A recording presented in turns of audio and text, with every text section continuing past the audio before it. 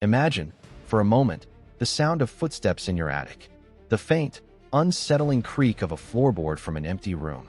You see fresh footprints in the snow, leading to your isolated farmhouse, but none leading away. This is not the beginning of a ghost story. This is the chilling prelude to one of Germany's most perplexing unsolved crimes. A case where the question isn't just who did it, but a far more terrifying one.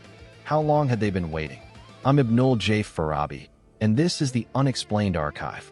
Our story takes us to a remote Bavarian farmstead called Hinterkaifeck in the spring of 1922. The Gruber family lived there, Andreas and Kazilia, their widowed daughter Victoria, and her two children, 7-year-old Kazilia and 2-year-old Joseph.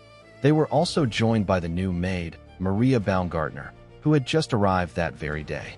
What she walked into was a house already whispering with unease. For months, the family had been plagued by strange signs. Andreas found a newspaper in the house that no one had bought. Keys went missing. He heard those footsteps in the attic. Most chillingly, just days before the murders, he discovered strange footprints in the snow that led from the edge of the woods to the farmhouse, but did not lead back out. He dismissed it, thinking it was a prank. The local police, when called, did little. The stage, as they say, was already set. On March 31st, 1922, all 6 inhabitants of Hinterkaifeck were brutally murdered with a mattock, a farming tool like a pickaxe. The killer, or killers, moved with horrific, methodical control. The deaths likely happened one by one, luring each victim to the barn. Then, an almost unthinkable act, the killer stayed on the farm. For several days, they fed the cattle. They ate food from the pantry. They lived alongside the 6 bodies hidden in the barn and the house, as if settling into a new, grisly routine. This detail is the core of the mystery's profound dread. The killer wasn't a stranger passing through. They were comfortable. They knew the rhythms of the farm. They felt entitled to stay. This has led to endless speculation. A disgruntled former farmhand? A secret lover of Victoria's with a claim to the property?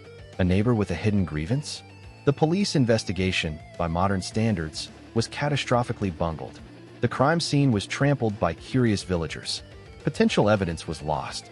The case grew cold, shrouded in the fog of rumor and local superstition. Some whispered that Andreas Gruber had been having an incestuous relationship with his daughter Victoria, and that the illegitimate child, little Kazilia, was actually his. Was this a revenge killing by a shamed relative? Others pointed to Victoria's husband, who had supposedly died in World War I. But what if he hadn't? What if he returned for a twisted reckoning? The theories are a dark tapestry of human betrayal. But for me, the most haunting theory isn't about a specific person. It's about the psychological portrait of the killer themselves. Someone capable of such violence, who then calmly tends to animals, makes a meal, and rests in the home of their victims. That speaks to a terrifying, premeditated possession. It makes you look at the earlier disturbances, the footsteps, the missing keys, the newspaper, not as mere pranks, but as a predator circling its prey, testing the boundaries, and perhaps already living inside the walls. The family's fear in the weeks before was not paranoia.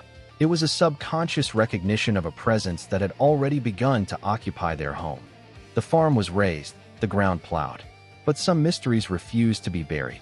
Hinterkaifeck endures not because we lack suspects, but because we lack certainty. It holds up a dark mirror to our most fundamental need for safety within our own homes. It asks us the question that every unexplained creak in the night whispers. Are we ever truly alone?